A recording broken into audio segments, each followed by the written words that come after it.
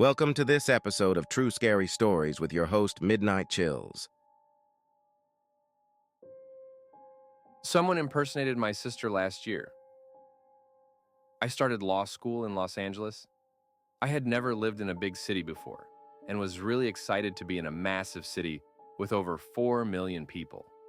Since I was little, I always knew I had a half-sister in LA, but my parents had this weird anger toward her that made it feel like a taboo topic.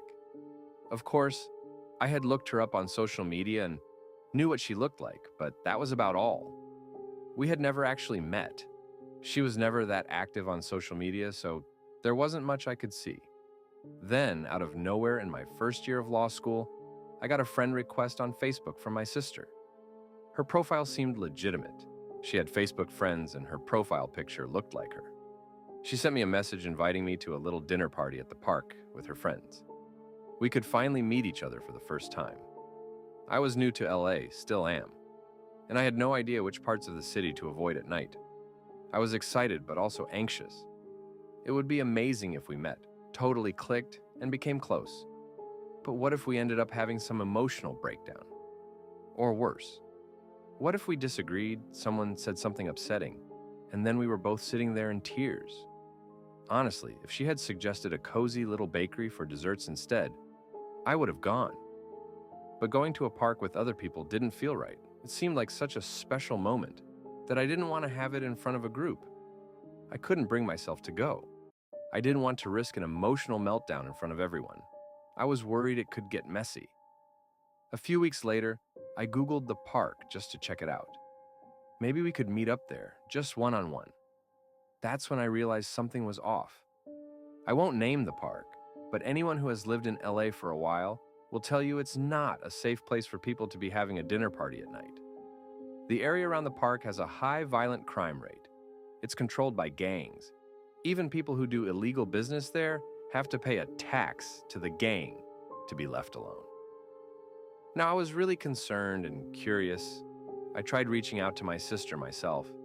She was an undergrad at the time, at a local college. I had a friend who went to her school, so I asked them to see if my sister would be okay meeting us. They connected, and the three of us met at my friend's house. It was great. We got along so well, and my friend was happy to help us connect. We weren't sobbing, but we did let out a few tears. We had dinner, watched a movie, and spent the night at my friend's place. When I told my sister about the whole Facebook thing, she said she hadn't used it since high school. So clearly someone was impersonating her. I would have told her to report the fake account, but it had already been deleted. She knew she'd been impersonated before, though. Another friend of hers had been scammed by someone pretending to be her, in some scheme involving fake concert tickets or something like that. Someone had been impersonating my sister. They knew I was in town, and they literally tried to lure me into one of the most dangerous parts of LA at night. I have no idea what their motives were. I don't know if I even want to find out. Meeting my sister after all these years was a beautiful thing, but the whole backdrop was terrifying. A man tried to grab my baby from me on a flight. I've flown solo with my 1-year-old nearly a dozen times. Usually, people are understanding or kind about me having a baby on my lap. And overall, he's a happy, easy baby. He's also very cute, so it's not uncommon for strangers to talk to him. Usually, I don't mind. On my last trip, I sat alone in my aisle, with a man sitting by himself directly behind me. My baby was tired and fussing. I knew he was tired, but there's not much I could do until after we took off. Right out the gate, the man behind was talking to my baby, saying, "Oh, hi, baby. Why sad, baby? Cute, cute baby." I smiled and replied that he was tired. Sorry for the fuss. Thank you. After takeoff, I started to settle him down for a nap. The man behind us continued to talk to my baby, putting his hand through the seats to try and grab his feet. Multiple times I asked him nicely to please stop, that my baby was tired. He was distracting him, and he just needed a nap. Finally, I set my baby down next to me. He stood on the floor, facing the seat next to me so I could make a bottle. The man behind me stood up and reached over my seat to pick him up. I immediately leaned forward to pick up my baby, saying, "No, thank you. I don't need help. Please, no, thank you." The man pushed me back into my seat while mumbling, "Sweet baby, why baby cry?" I replied very loudly, "No," and quickly picked up my baby. I thought that would be the end of it. I was wrong.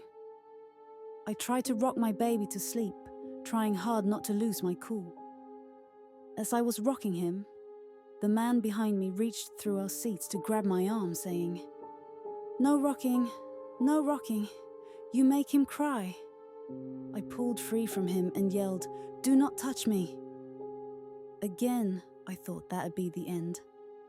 I started rocking my baby a second time. This time, the man behind me reached both hands around either side of my seat to hold me in place, saying, No rocking, stop rocking." I am somewhat embarrassed to admit that I completely lost it.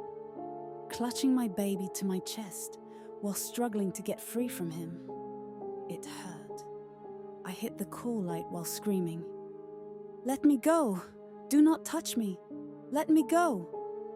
He was still holding me by my arms when the flight attendants came running.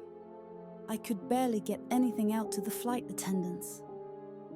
Everyone around us was staring.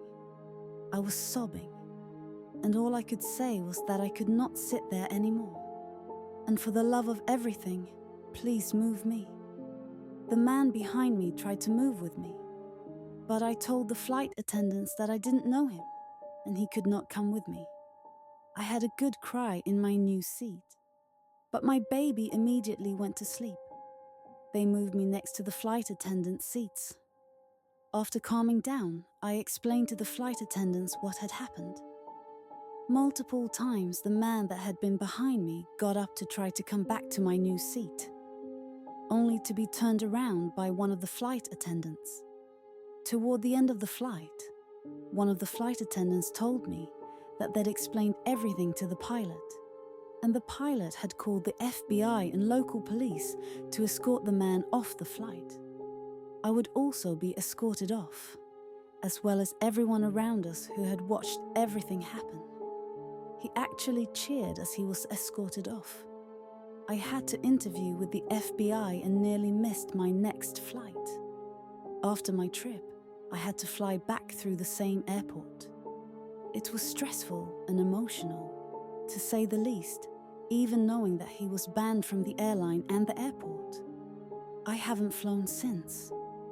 To the man that tried to grab my baby from me and then wouldn't let go of me, let's never meet again. Landlord tried to break in when I was home alone. At 16, I just woke up in the middle of the night remembering this and need to get it off my chest. When I was about 16, my dad, brothers, and I lived in an old rundown house in the middle of nowhere. It was a private rental. My brother would do work for the landlord to pay our rent. Our landlord never came off as particularly creepy, but that could be because I rarely went outside when he came over to talk to my dad, and he wouldn't dare do anything in front of my dad. One day I was home alone.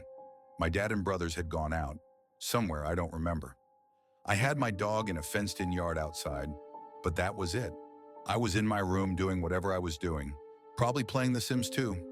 We lived in the middle of nowhere, and there was a long driveway, which the window of my bedroom directly faced. I could see or hear anyone driving up the driveway. I saw a car, not my dad's, and immediately freaked out. I ran and shut all the blinds in the house, turned off all the lights, and checked that the doors were locked. It was our landlord. He lived next door, about 2 miles from our house, and yes, that was the closest house. This wasn't the first time he'd come here unexpectedly. It had happened twice before, and both times I was home alone.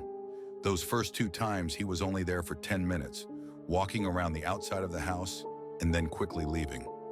But this time was different. I grabbed a big kitchen knife and hid under the kitchen table. I heard him pull up outside and open our front gate. My dog outside was going crazy and barking, and I heard him yell, "Shut up, mutt!" I could hear his footsteps walking up to the door. He tried to open the front door. I was freaking out. At this point, I texted my dad.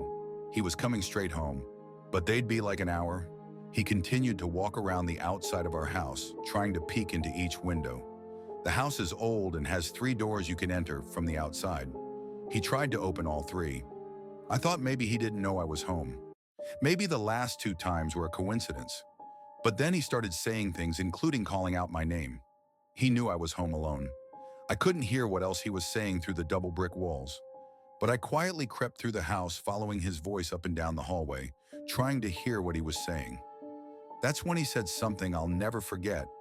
"I'm going to burn the house down, but I'll let you out first." Of course, I didn't take him seriously, which scares me even more. He wanted me to come out. He wanted me to take his threats seriously. That's the part that gets me.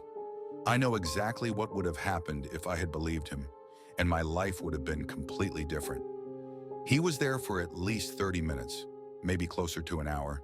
He was persistent. He left before my dad came home. I told him everything, and we moved out soon after. I still don't know how he knew I was home alone. My dad never saw him on the way driving out, so he knew my dad was gone because there was no car in the driveway. But how did he know I wasn't with him? That's why, you creepy landlord, will never meet again. Edit. I'm just realizing now that we were evicted. We didn't leave. We lived in a caravan at my uncle's house for a year before finding a house in a different town. My earliest memory of a nightmare turned out to be a real event.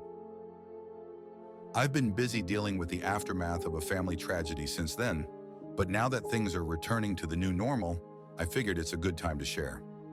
I apologize in advance for any formatting issues. I'm on my phone. Buckle in. This is a long one. First, I'll describe the nightmare. It's a very short dream, and like I said, it's a very clear memory just because of how scary it was. I was about 4 or 5 years old, perhaps 6 at most, and my twin brother and I had a bunk bed in a room at the far end of the house we grew up in. The nightmare had me in my bed, looking out the window to see a red sky, the kind it gets in the early dawn hours before sunrise when light still colors the sky. The next and only other thing I remember in this nightmare is that a man with intense blue-colored eyes and a bald head appeared at the window and stared right at me. The nightmare ends there, but I remember just how much I screamed about it.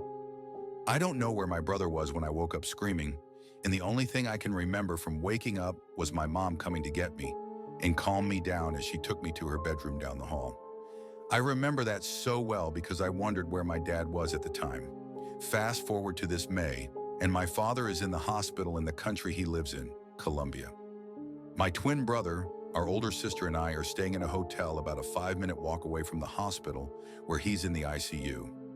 One night, after a long day of being there for Dad and the extended family, my siblings and I returned to the hotel and sat together to have a couple of beers and try to relax. We started discussing things, just trying to unwind, but somehow the discussion of nightmares and dreams came up, and I mentioned the story above. Without missing a beat, my sister straight up explained that it had really happened, that some guy really did look through my window, and she remembered the whole thing. My sister, who is 5 years older than my brother and I, so she would have been 9 or 10, had her bedroom adjacent to the one my brother and I shared. Her room faced our front lawn and street, while our room faced the neighbor's house and their driveway, with a very low fence between the 2 houses. While she didn't go into too much detail about the days before this nightmare event, she said she had been followed by a bald man in a truck as she rode her bike home with some friends a couple of times before. The day immediately before this nightmare was no different, but this time, the man actually drove right past the house. At the time, she was a latchkey kid, since my brother and I had to go to a special school about 45 minutes away from our hometown for a speech impediment that many twins have. And my mom had to pick us up rather than be home for my sister after school. Still, she was never home alone for more than an hour. That afternoon and evening were pretty normal, as she remembers. My dad came home from his job. He worked as a part-time cop and worked in a local hardware store. And we all had dinner, did homework, played, and did usual family things before bed. That night, around 12 to 1 a.m., this bald-headed guy parked down the street at a small industrial park and walked up to our house to try getting in through my sister's window, which woke her up. She screamed when she saw him nearly opening the window as it wasn't locked. My dad stormed in and tried to shove the guy out or maybe hit him with the nightstick he had. My sister doesn't remember exactly. And this made the guy run off, but only for a short time, as he came back a moment later to try getting in through the window in my room. He tried opening that window, but it was locked because my mom didn't want my brother and me to open it, since our bed was right up against it.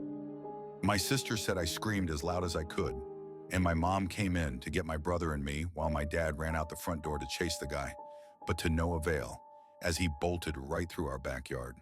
The way our backyard was situated had it backed up to a small rail yard that was part of the nearby industrial park.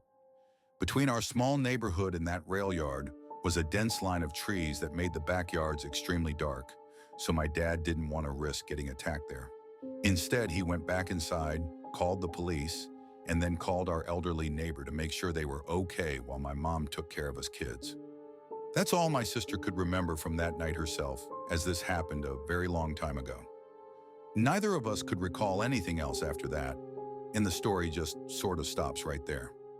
My father sadly passed away in the hospital, so we aren't able to ask him, and given everything, none of us have thought to ask our mom yet, but maybe I will soon. For now, to the bald-headed creep who tried who knows what with my family, let's not meet. Thank you guys for listening to this episode of True Scary Stories. Sleep tight. Midnight Chills.